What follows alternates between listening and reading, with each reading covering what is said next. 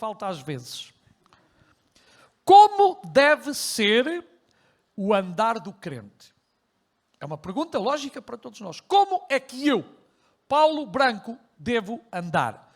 Como é que tu, Maria, Joana, Francisca, Antónia, António, Manuel, deves andar? Porquê? Porque tu és um filho de Deus. Diz comigo, eu sou um filho de Deus. Eu sou uma filha de Deus. Então, se eu sou um filho de Deus, se tu és uma filha de Deus, Deus quer que tu e eu andemos de uma maneira diferente à maneira como as pessoas que não o conhecem andam e caminham. Estamos de acordo ou não? Há princípios. Há uma Bíblia. E a Bíblia não é para enfeitar. A Bíblia não é apenas para dizermos que temos uma Bíblia. A Bíblia é para nós estudarmos e fazermos de acordo com aquilo que está lá escrito. Eu pessoalmente nego-me a fazer coisas que não estão na Bíblia. É verdade que já tenho visto pessoas que facilmente fazem coisas que estão fora da Bíblia. Eu quero dizer-vos a todos que eu nego-me. Nego-me a tirar e nego-me a acrescentar. E nego-me a modismos que não estão na Bíblia e muita gente hoje quer fazer porque está na moda. Mas eu não estou na moda. Eu quero ser bíblico e fazer a vontade de Deus. Não quero que a igreja que eu pastoreio seja a igreja da moda, mas seja a igreja da Bíblia, a igreja da palavra de Deus. Esta é, foi, é e quero que continue a ser, a menos que a minha cabeça fique estragada, quero que continue a ser o princípio que pauta a minha vida. Porque acima de todos nós está Deus. Acima de qualquer coisa está Deus. E eu e vocês temos um dia que dar contas a Deus. Amém? Temos que dar contas a Deus. E a palavra esta manhã vai ser expositiva. Eu vou pegar em versículos da Bíblia e simplesmente vou comentá-los também, mas da primeira carta de Paulo aos Tessalonicenses, capítulo 4. Eu não vou sair desta carta. Então Paulo escreve a primeira epístola aos Tessalonicenses e ele primeiro fala do sucesso do Evangelho em Tessalónica. Depois de um tempo atribulado que ele passou na cidade de Filipos, que vocês se lembram que ele foi preso, foi chicoteado, passou mal, mas depois ele vai à Tessalónica e aí Deus o usa para também fundar uma igreja e é verdade que ele estava agradecido por esses crentes que tinham aceitado a fé. E no primeiro capítulo ele elogia o comportamento, a maneira de como eles não somente tinham aceitado o Evangelho, que ainda hoje é o poder de Deus para a salvação de todo aquele que crê, mas também elogia a maneira como eles viviam o Evangelho. E é importante que nós vivamos o verdadeiro, autêntico Evangelho. Há por aí hoje muitos evangelhos, mas não é o verdadeiro Evangelho. Inclusive o apóstolo Paulo, no seu tempo, na sua época, dizia que já havia outros evangelhos, mas que verdadeiramente evangelho há só um, e esse é o de Jesus Cristo. Os outros são paisagem. Os outros são coisas muito parecidas, mas não são verdadeiras muitas vezes. Ou tem uma mistura de tudo. Alguns até chegam ao extremo de misturar paganismo, satanismo, outros ismos com o Evangelho. Mas esse não é o poder de Deus. O poder de Deus é o único que transforma a vida do homem, da mulher, que nos dá esperança, que nos dá um motivo pelo qual viver. É por isso que nós já viemos aqui logo de manhã adorar e glorificar o que ressuscitou. Aleluia! E esse é Jesus Cristo, o verdadeiro Senhor de todas as coisas. Aleluia! Então, depois de ele falar da cidade de os crentes em Tessalónica, ter passado por Filipos, ele agora também fala da maneira como exerceu o seu ministério. E é importante a maneira como nós, servos de Deus, exercemos o nosso ministério. E não é importante apenas o princípio, é importante o princípio, o meio e o fim. E o fim especialmente é o mais importante, porque ser fiel até à morte e dar-te-ei a coroa da vida. É o mesmo para a vida do crente. Você pode ser crente 20, 30, 40, 50, 60 anos. Mas se você não permanecer fiel até ao fim, não lhe serviu esses anos. Sabe, isso não é como a segurança social que conta os anos. Não é os descontos que você fez que vão contar para chegar ao céu. É a fidelidade de ser fiel até à morte. E dar-te-ei a coroa da vida. Outro dia estava a falar com alguém que abriu o seu coração para mim e disse: tenho pena porque eu perdi muitos anos. Perdi o meu ministério. Perdi tanta coisa. E hoje eu tenho saudades. É verdade que não perdeu ainda a salvação porque está em Jesus. Mas é tão triste ver alguém que começou tão bem e termina, ou chega ao meio, estraga tudo. Finalmente, porque temos um Deus misericordioso. E nós vemos com aquele ladrão lá na cruz. Não é o bom ladrão, por favor, tirem essa palavra bom ladrão. O ladrão. Era um ladrão, não era um bom. Você conhece bons ladrões, é? Porque são boas pessoas. Não lhe roubam assim, roubou o vizinho do lado, já são bons. E quando lhe roubam assim, já são maus. Não há bons ladrões na Bíblia. Mas esse homem, a honestidade desse homem, a sinceridade desse homem, levou-o a encontrar-se no reino dos céus. Lembra-te de mim quando entrares no teu reino. E Jesus lhe diz: hoje te digo, estarás comigo no paraíso. Ou seja, tudo aquilo que ele fez para Deus não importa. Tudo aquilo que tu fizeste para Deus não importa. Mas lembra-te uma coisa, permanece fiel ao Senhor. Termina bem a tua carreira de crente. Paulo Branco, termina bem. Nós temos que terminar bem a nossa carreira, irmãos. E sabe uma coisa? Os dias, ou o dia, o grande dia, aproxima-se. O que está a acontecer a nível mundial, a mim não me resta nenhuma dúvida que tudo está a preparar-se para o dia glorioso da vinda em glória do nosso Senhor e Salvador Jesus Cristo. Os acontecimentos mundiais, as mortes, as guerras, os acordos de paz falsos, porque é o que a Bíblia diz, quando digam a paz, lhes sobreviverá repentina destruição. Os irmãos já viram como está tudo isto?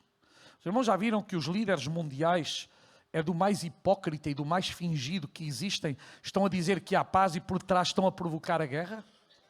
Os irmãos já viram que hoje reconhecem-se terroristas, que sempre foram terroristas, que mataram, mas parece que eles hoje são aplaudidos em vários países?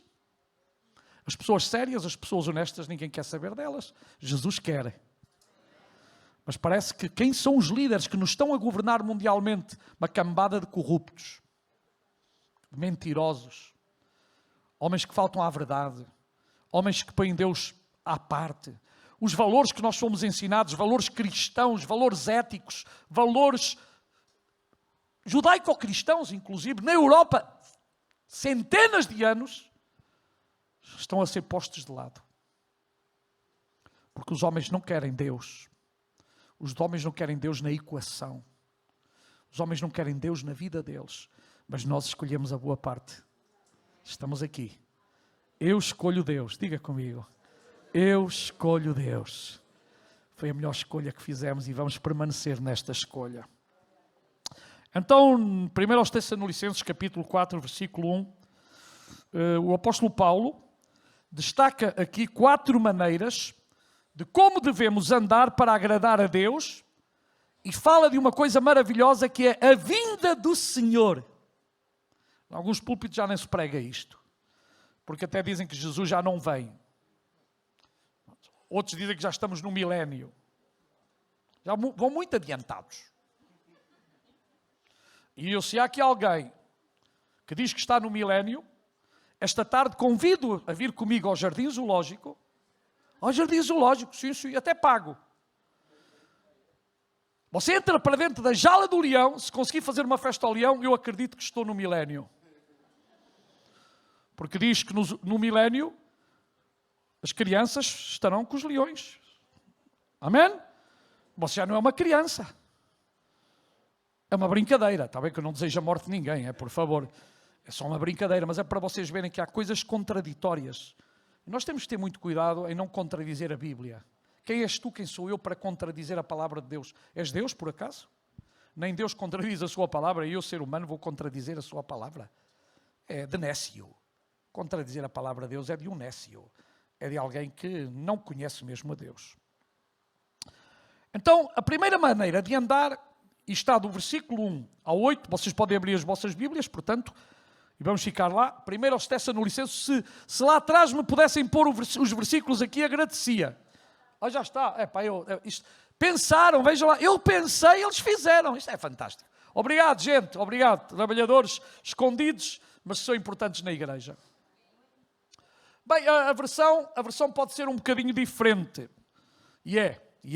Se eles arranjassem a mesma versão, a minha diz: quanto ao mais. Ali é, finalmente, irmãos.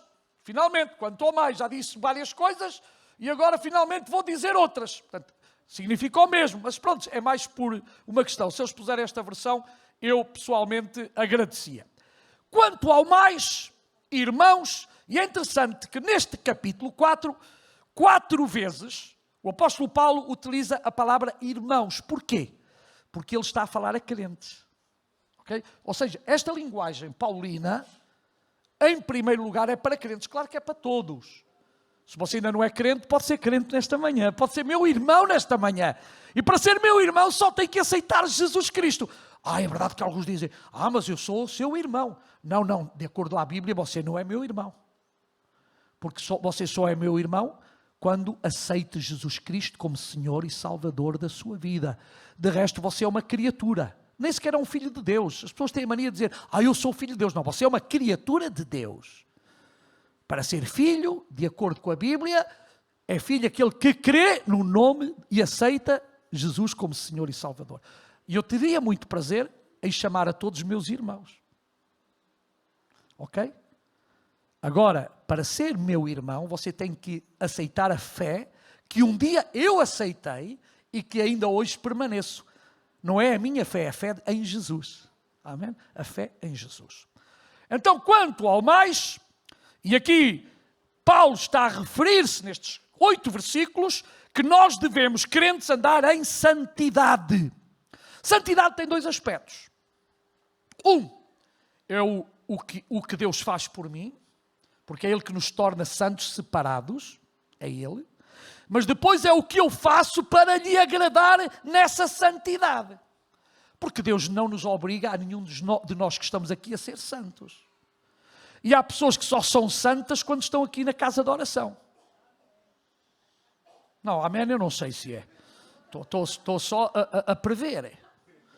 Quando saem da porta, deixam de ser santos. E depois uns diziam: se calhar é santo de pau carunchoso. Agora já não se usa esta expressão.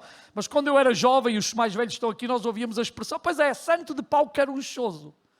Estava todo furado por dentro, não é? E eu espero que nenhum de nós seja furado por dentro. Que nós sejamos autênticos, genuínos, verdadeiros, que é isso que Deus quer. Já os instruímos, ou seja, Paulo já tinha falado isto anteriormente, acerca de como viver a fim de agradar a Deus. Viver, mas agradando a Deus. Vive, mas agrada a Deus. Não vivas sem agradar a Deus. É importante que a nossa vida do dia a dia agrade a Deus. O amém foi muito fraquinho. Vocês que estão aqui e eu, queremos agradar ou não queremos agradar a Deus? É possível ou não é possível agradar a Deus? É possível. Somos nós que determinamos agradar. Eu posso viver uma vida desagradando a Deus em tudo. Mas eu também posso viver uma vida agradando a Deus em tudo. Isso é uma decisão pessoal minha e uma decisão pessoal vossa. Está em vós. Está em vós. Eu, como pastor, não posso obrigar ninguém. Nem devo. Agora, tu, como crente, deves escolher a maneira como queres viver. Porque Deus deu-te a ti e a mim o livre-arbítrio. Sou eu que escolho. Há pessoas que têm a mania de culpar a Deus. Nunca culpam o diabo. É sempre Deus. Deus isto, Deus aquilo. Então e tu? O que é que tu fazes? Não fazes coisas más? Gostavas cada vez que fazes uma coisa má, o Senhor a mandaste com uma cachaporra na cabeça?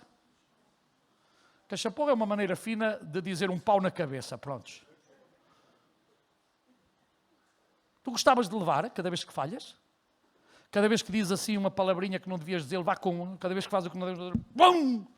Doía. Mas sabes porque é que Deus não te faz? Porque tu tens vontade própria. Deus não obriga ninguém. Deus simplesmente expõe a verdade. E tu segues a verdade ou não segues a verdade. Ou podes escolher a mentira. Problema teu. Deus escolhe o caminho da vida. Há alguns que escolhem o caminho da morte. Deus escolhe o caminho do amor. Outros escolhem o caminho do ódio. Que é o que há mais hoje. Depois, como não têm mais nada que fazer, culpam Deus da guerra, das mortes, e não dizem a culpa é dos homens.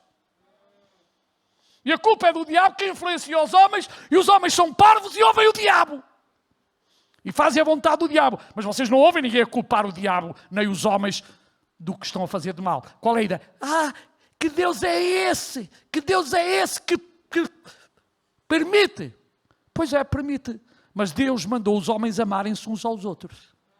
E Deus, para dar o princípio de tudo, amou os homens ao ponto de dar o seu filho para morrer na cruz do Calvário. Mas Jesus não ficou no sepulcro. Ele ressuscitou ao terceiro dia para dizer ao mundo que Jesus é o Senhor. Ele é o verdadeiro Deus.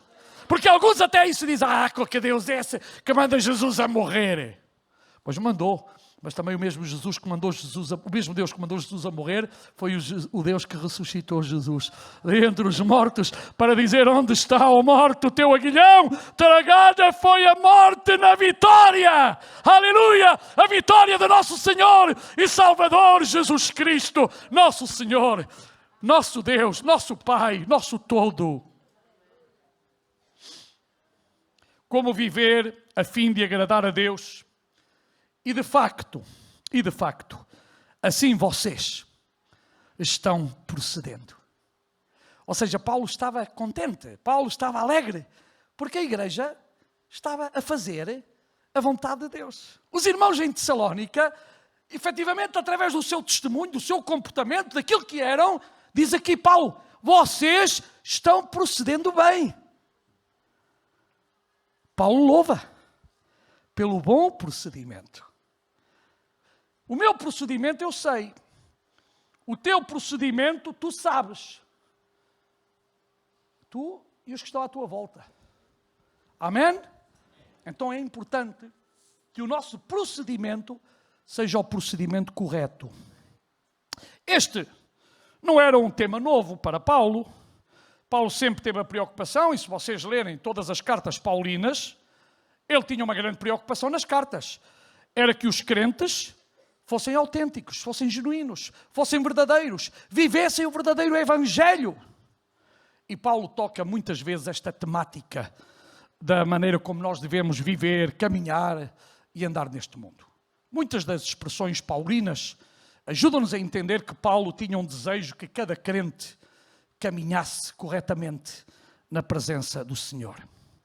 Agora, Paulo diz, agora pedimos e exortamos a vocês no Senhor Jesus que cresçam nisso cada vez mais. É possível crescer nos comportamentos? É possível crescer na obediência à palavra do Senhor? É possível. E porquê é que é possível? Porque nem tu nem eu somos perfeitos. Está aqui alguém perfeito? Ainda bem, senão eu ia-me embora daqui. Todos somos imperfeitos. Isso significa que há em nós toda a possibilidade de sermos melhores. Amém? Não somente, primeiro com a ajuda de Deus, é verdade, mas depois com o teu e o meu esforço. Muitos é só, Deus não tem uma varinha mágica na mão, em que toca, pac, e acontece o milagre. Tu tens que deixar que o milagre aconteça na tua vida quando obedeces à sua palavra e quando vives em novidade de vida. Amém? Ou seja, vives de maneira diferente. Então diz que cresçam cada vez mais. Ou seja, significa que tu podes crescer e amadurecer. Toda árvore, antes de dar fruto maduro, dá fruto verde. Vocês gostam de frutos verdes? Há exceções. Há um ou outro que às vezes gosta. Não estou a falar mal disso, que são gostos pessoais, não é? Eu também gosto muito de limão e o limão é azedo, mas pronto. Mas, não é... mas o limão também, amadureça ou não amadureça, é sempre azedo, correto? Também não vai mudar. O limão não vai mudar. Agora, há frutas que sim. Vocês apanham uma fruta, olha, uma laranja, que é uma coisa doce, se vocês apanhar fora de época, a fruta ainda não está madura, logicamente é ácida e não tem aquele sabor. E Deus quer que a minha vida, a tua vida, dê sabor. Deus quer que a nossa vida seja uma vida madura, está bem? Isso é demonstrado através das palavras, dos atos, das ações. E agora Paulo continua. Agora pedimos e exortamos a vocês no Senhor Jesus Cristo, pois que cresçam nisso cada vez mais.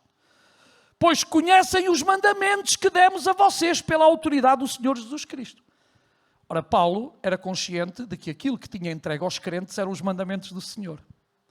Será que todos os que pregam o Evangelho podem fazer esta análise e dizer aquilo que eu dou, aquilo que eu entrego é o que está na Bíblia? Aquilo que eu dou, aquilo que eu entrego não é a minha moda, não é a moda deste país, não é a moda daquela denominação, não é a moda daquela religião, é aquilo que está na Bíblia. Irmãos, esse é que é o importante. Não é o que o outro pensa, é aquilo que a Bíblia diz, está bem? Não é aquilo que o fulano, o escritor mais conceituado que seja, diz. Para mim o mais importante é o que a Bíblia diz, o que a palavra de Deus diz. Porquê? Porque a fé vem pelo ouvir e o ouvir a palavra de Deus. Okay? Se a palavra de Deus não produzir fé nos nossos corações, alguma coisa está errada. A palavra de Deus, além de várias finalidades, uma delas é produzir fé nos nossos corações. Porque nós precisamos de fé. Porque sem fé é impossível agradar a Deus. Deus quer que em nós haja fé. Haja fé. Fé é confiança total na sua palavra. Os céus e a terra passarão, mas a sua palavra permanecerá. Porquê? Porque é a palavra de Deus. A minha não, é a minha palavra. Vale o que vale. Tem o seu tempo. A palavra de Deus é eterna. Podemos confiar totalmente nela. Diz, pois que conhecem os mandamentos que demos a vocês, versículo 2, pela autoridade do Senhor Jesus. E não é no nosso poder, nem na nossa autoridade, é na autoridade do Senhor Jesus. A vontade de Deus é que vocês sejam santificados. Esta palavra santificado para alguns é um bicho de 7 cabeças. Santificado não é mais nada menos que separado. Nós somos salvos para ser diferentes.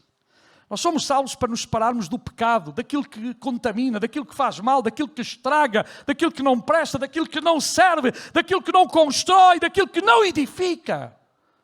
Fomos salvos para viver uma vida autêntica em Jesus Cristo. E agora diz assim, abstenham-se da imoralidade sexual. Este talvez, há vários pecados, há vários problemas, mas talvez este seja a área mais difícil e onde mais pessoas têm caído na imoralidade sexual. A imoralidade sexual é tudo o que vai contra os mandamentos da palavra de Deus. Como vocês sabem, na Bíblia, sexo é no casamento e nunca fora do casamento. Sexo não é no namoro, sexo é no casamento. E há imoralidades. E há pessoas que facilitam este comportamento. Meu irmão, minha irmã, seja fiel à sua esposa, ao seu esposo, ao seu namorado, à sua namorada, mas acima de tudo seja fiel a Deus. Aqui diz, portanto, abstenham-se da imoralidade sexual. E agora diz, cada um saiba controlar o seu próprio corpo de maneira santa e honrosa. Sou eu que tenho que controlar o meu corpo, irmãos. És tu que tens que controlar o teu corpo. Somos chamados a controlar o nosso corpo. Tentados. Podemos ser várias vezes ao dia. E, efetivamente, somos tentados. Mas eu tenho que cuidar para que a tentação não me domine. Tu tens que cuidar da tua vida. Nós, muitas vezes, estamos perante situações difíceis.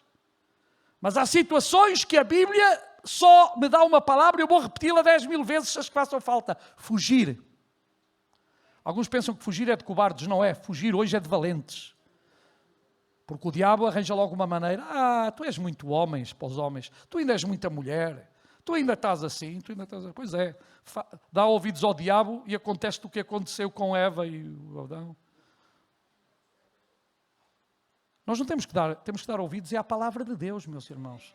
E se a palavra de Deus está aqui a dizer claramente para nos abstermos da imoralidade, para controlarmos o nosso próprio corpo de maneira santa e honrosa, e diz, não dominado pela paixão de desejos desenfreados. Isto é o que vemos hoje na sociedade. Gente que pensa, faz o que pensa. O crente não faz o que pensa. O crente primeiro pergunta, isto é lícito? Isto é conveniente? Isto edifica? Isto constrói? Isto é bom? Isto traz-me paz ao coração? Isto traz-me fidelidade a Deus? Muita coisa. Porque nós temos um filtro. E não há mal usar os filtros. Vocês usam filtro para tanta coisa. Usa filtro para o óleo, usa filtro para o gasóleo, usa filtro para o azeite em casa, usa filtros para o aspirador, não é? Usa filtro para tudo. Use filtro na sua vida também, espiritual. Use os filtros que o Senhor nos deu. E o Senhor deu-nos muitos filtros. A primeira consciência, a palavra de Deus, são filtros. Nós temos que ter esses filtros. Não podem andar cheios de pó. Porque senão já não funcionam. Não podemos ter a consciência cauterizada. A consciência cauterizada é faça o que faça, está tudo certo. Isso é errado. Porque nós temos aqui uma luzinha que se acende, que é o Espírito Santo. Amém? E a luz da palavra de Deus, quando conhecemos a palavra de Deus, da consciência, está cá. Essa de dizer, é que eu não sei como é que foi. Não, tu diz-me antes que deixaste acontecer. Porque foste alertado. Eu sou alertado. Todos somos alertados. Quando vamos para fazer uma coisa má ou somos tentados, desde o momento da tentação eu sou alertado. Eu tenho que medir se isto é de Deus ou não é de Deus. Se é tentação, não é de Deus, que Deus não tenta nada. E se somos levados a fazer coisas contrárias à palavra de Deus, de certeza absoluta que de Deus não é. Eu estranho-me hoje muitas pessoas terem uma facilidade de ouvirem pessoas e não ouvirem a palavra de Deus. Há muita gente que só ouve os pregadores, mas não ouve os pregadores que pregam a verdadeira palavra de Deus. Então estão a cair no erro constantemente, porque estão a ouvir coisas que nem sequer estão na palavra de Deus. Que são bonitas. Mas a palavra de Deus nem sempre é bonita. A palavra de Deus nem sempre é agradável aos nossos ouvidos.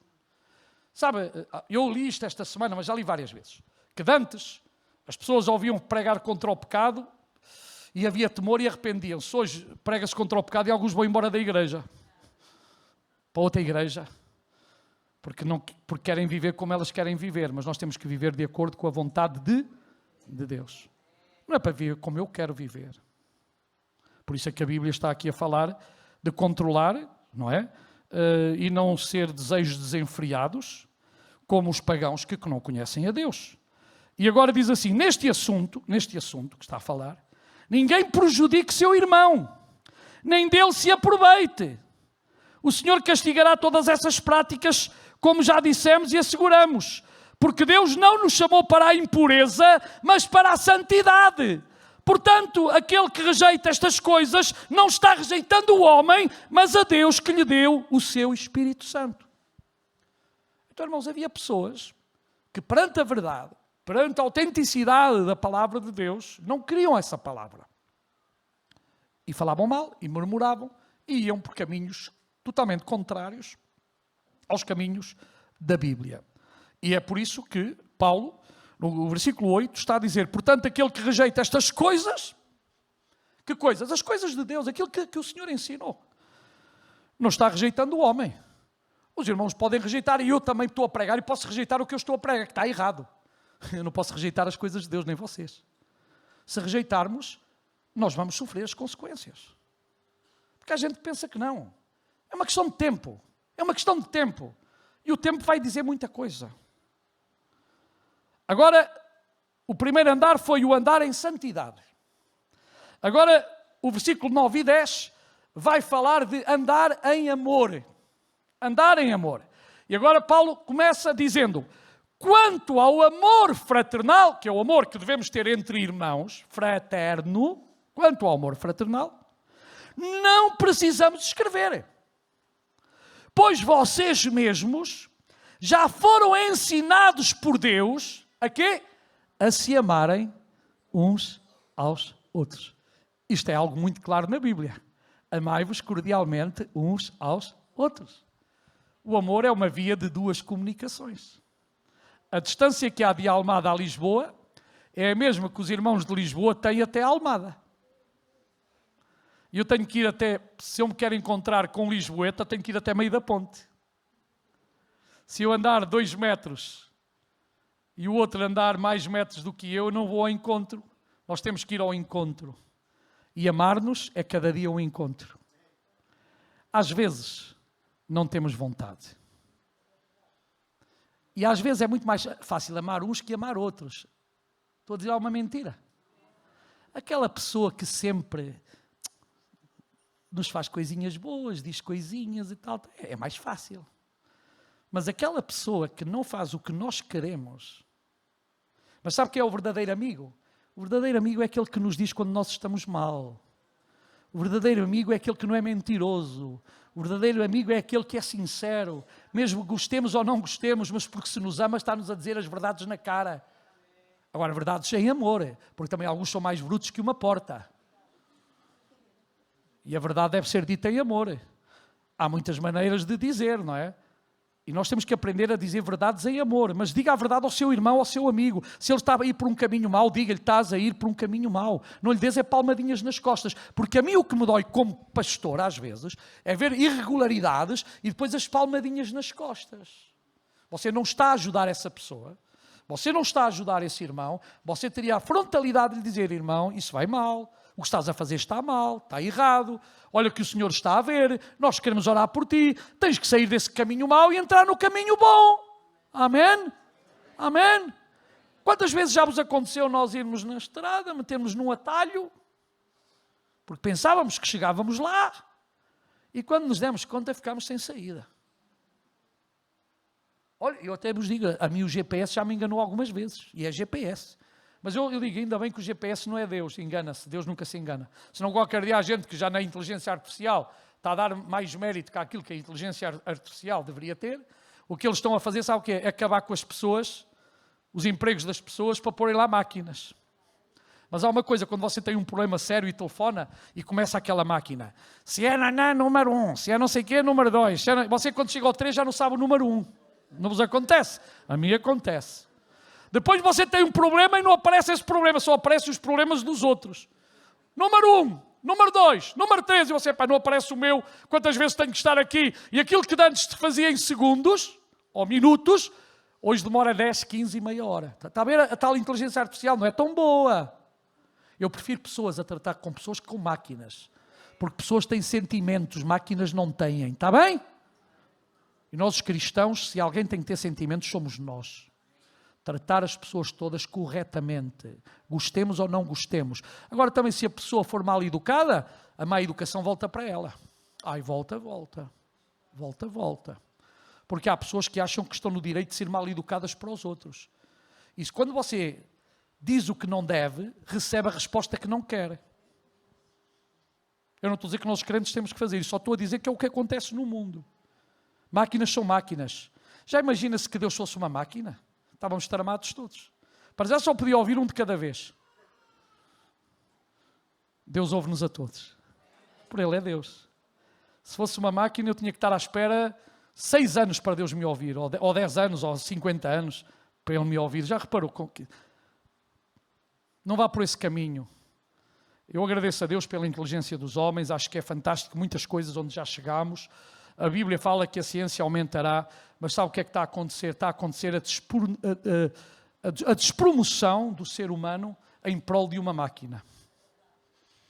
E pouco a pouco nós estamos todos como seres humanos a ser despromovidos para que a máquina esteja na centralidade. Eu sei porquê, e já vamos lá ver. Porque isto tudo está preparado para o anticristo mandar, dominar, saber tudo e controlar-nos. Mas eu espero estar com Jesus no céu. Minha esperança é a sua vinda. Minha esperança é a sua vinda. Então, quanto ao amor fraternal, não precisamos escrever, pois vocês mesmos já foram ensinados por Deus a se amarem uns aos outros. E, de facto, vocês amam todos os irmãos em toda a Macedónia. Contudo, irmãos, insistimos com vocês que cada vez mais assim procedam. Mais assim procedam como? Amando mais e mais. Sabe uma coisa? Nenhum de nós ama demasiado. O nosso amor pode e deve crescer. Estão de acordo comigo? O nosso amor pode e deve crescer. Sabem porquê? Porque é uma decisão nossa. Tu tens que dizer, eu decidi amar. E vou amar, porque eu decidi amar. Amém? Amar até ao fim. Eu tenho que andar a correr, desculpem lá. Andar agora em honestidade. É a terceira maneira de andar. Versículos 11 ao 12. 11 e 12. Andai em honestidade. Diz, esforcem-se. Ou seja, temos que fazer um esforço na medida que temos que lutar contra o nosso ego e a nossa carne. Para ter uma vida tranquila, cuidar dos seus próprios negócios e trabalhar com as próprias mãos. Porque alguns dizem, mas pastor, eu não estou a entender bem o que Paulo está aqui a dizer. Eu explico-lhe. Porque na segunda carta temos a resposta. Na segunda carta, no capítulo 3, versículo 10, diz que havia gente nas igrejas, naquele tempo, veja lá, que não queriam trabalhar. Então punham-se na casa dos outros para morfar. Não queriam trabalhar e queriam viver à custa dos crentes. Irmãos, infelizmente eu já encontrei gente desta, que acha que nós os crentes somos otários. Ou seja, não se esforçam, não trabalham, não cumprem horários, não se querem levantar cedo para trabalhar, mas querem ter o dinheiro e tudo na mesa. E que eu saiba, nada aparece na mesa se não houver esforço, se não houver trabalho. E ninguém tem o direito de viver à custa dos outros. Desculpem, não é bíblico.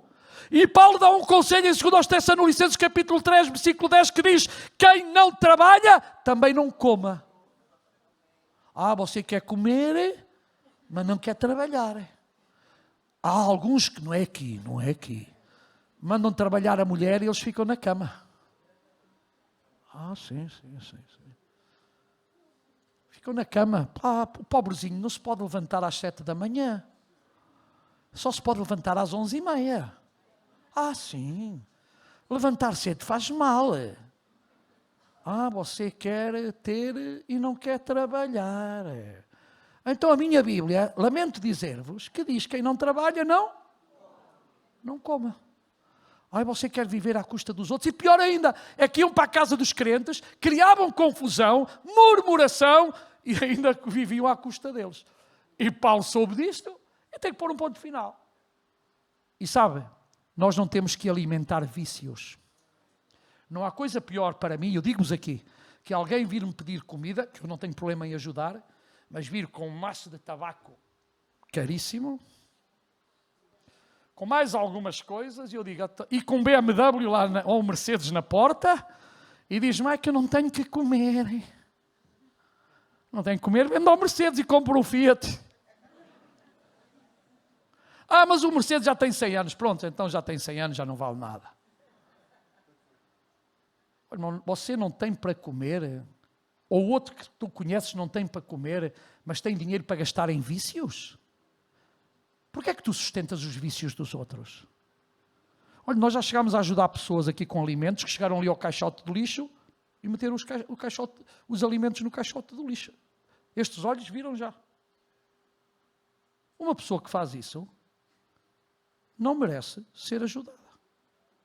Há tempos houve uma instituição, pior ainda, que as pessoas davam alimentos. Eu não falo da instituição, que é conhecida, não foi em todo Portugal, mas foi numa certa cidade, em que eles próprios tinham alimentos a mais e foram-nos pôr no contentor do lixo. Mas andaram a pedir a todos os cidadãos daquela região para ajudarem. Vocês ficavam com vontade de ajudar? Eu não ajudava mais. Então tu dás alimentos para ajudar, tu dás coisas para ajudar e vais ver que essas coisas vão parar ao caixote de lixo sem estar estragadas, porque também é assim, nós também já tivemos aqui, e eu tenho vergonha de dizer isto, o Banco Alimentar da província de Setúbal dava-nos a nós, na altura à seda, caixas e caixas de tudo podre. Íamos lá buscar e dissemos, nunca mais vamos buscar nada, porque depois mandavam aqui as pessoas pensando que nós tínhamos coisas boas aqui, e a maioria dos caixotes estava tudo podre. Mas as outras instituições amiguinhas levavam as coisas melhores. Porque é para os irmãos não pensarem, às vezes, coisas que não devem pensar. Mas aconteceu aqui. E muitas vezes as caixas, o líquido, tudo podre, porque afinal o que davam a maioria era tudo podre, e ainda exigiam que nós dessemos o quê? O podre. Eu não vou dar podre a ninguém. Podre é para o lixo. Então, irmãos, nem todas as instituições que andam aí a pedir trabalham corretamente. Trabalham corretamente. Agora, irmãos, temos que ter aqui muito cuidado. Então Paulo aconselha a que devem comer do seu próprio pão e não do pão dos outros, nem a viver ociosamente. E diz, como nós os instruímos, versículo 12 agora, a fim de que andem decentemente aos olhos dos que são de fora e não dependam de ninguém. Olha, não há coisa pior quando um país, o governo desse país, cria pessoas dependentes deles. Nós temos que ensinar a pescar, nós temos que ensinar a cozinhar, não é depender dos outros. É a pessoa sobreviver por ela própria. É assim que deveria ser. Mas infelizmente cria-se a dependência. E há pessoas que em certos países que dependem. Para quê? Para os terem controlados. Porque quanto mais dependente tu és, mais controlado estás. Quando tu não és dependente, tu não és controlado. E Deus não quer que nenhum homem nos controle. Nem Deus controla nesse sentido. Deus ama-nos. E Deus é por amor que faz tudo. Homens que não o fazem por amor, mas Deus tudo que faz por nós é por amor. E já o demonstrou. Não precisa de fazer mais nada. Deu o seu Filho para que todo aquele que nele crê não pereça, mas tenha a vida eterna. E finalmente, desculpem lá, isto havia tanta coisa hoje. Andai em esperança. Querem melhor esperança que a vinda do Senhor? Este é os versículos que eu uso quase sempre nos funerais. Porque eu gosto destes versículos. Eu prego o Evangelho com estes versículos. Eu amo estes versículos. Diz, irmãos, não queremos que vocês sejam ignorantes quanto aos que dormem, ou seja, quanto aos que morreram, para que não se entristeçam como os outros que não têm esperança. Nós somos um povo com esperança. Quem crê, quem tem esperança, levanta a sua mão. Nós temos esperança. Isto faz-nos diferentes de todos os outros. Você não é um qualquer. Você é um homem e uma mulher que tem esperança. Esperança na vinda gloriosa do nosso Senhor e Salvador, Jesus Cristo, que virá buscar a sua igreja. Maranata! Vem, Senhor Jesus! Aleluia! E agora diz, se queremos que Jesus morreu e ressurgiu, queremos também que Deus trará mediante Jesus e com Ele aqueles que nele dormiram. Dizemos a vocês pela palavra do Senhor que nós, os que estivermos vivos, os que ficarmos até à vinda do Senhor, certamente não procederemos os que dormem, pois dada a ordem, com a voz de arcanjo e o ressonar da trombeta de Deus, o próprio Senhor descerá dos céus. E os mortos em Cristo ressuscitarão primeiro. Depois nós, os que estivermos vivos, seremos transformados. Aleluia!